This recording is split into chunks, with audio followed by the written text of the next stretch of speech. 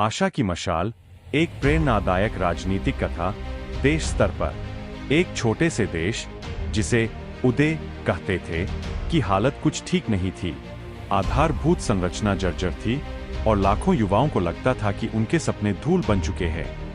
बड़े बड़े वादे करने वाले नेता सत्ता में आते और चले जाते, लेकिन राष्ट्रव्यापी बदलाव कहीं नजर नहीं आता था। इसी देश के एक साधारण गांव की लड़की थी आरती।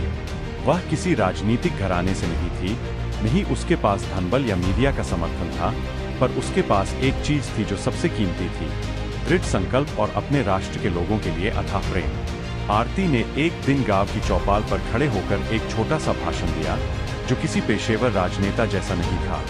उसने कहा, बदलाव ऊपर से नहीं आता, यह राष्ट्र की जमीन से उगता है।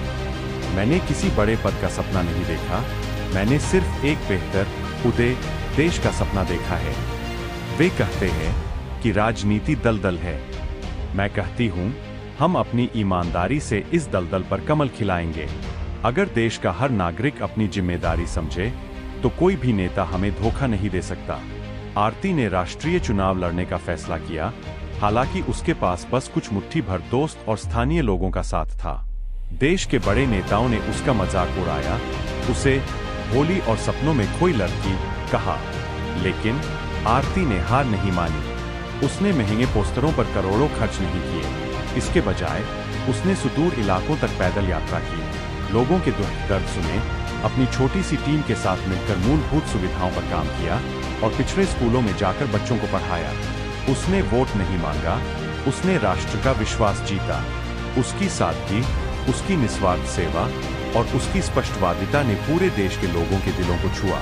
पहली बार लोगों ने महसूस किया कि यह चुनाव किसी पार्टी या पैसे का नहीं, बल्कि चरित्र और नियत का है। जब चुनाव के परिणाम आए, तो पूरे देश में एक ऐतिहासिक घटना हुई।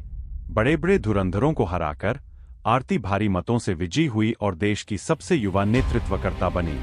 आरती ने शपथ लेते ही कहा, यह मेरी जीत नहीं, यह इस देश के हर नागरिक की जीत। प्रेरणा की बात यह नहीं है कि मैं जीत गई, बल्कि यह है कि एक साधारण दिया भी राष्ट्र के अंधेरे के सबसे बड़े पहाड़ को चुनौती दे सकता है। और फिर आरती ने दिखाया कि एक ईमानदार नेता क्या कर सकता है। उसने भ्रष्टाचार को रोका, शिक्षा और स्वास्थ्य पर जोर दिया, और जल्द ही उदय देश सचमुच प्रगति के पथ पर उदय आगे बढ़ना करने लगा। कहानी की प्रेरणा। यह कहानी हमें सिखाती है कि सच्ची राजनीति न तो धनबल से चलती है, नहीं बाहुबल से।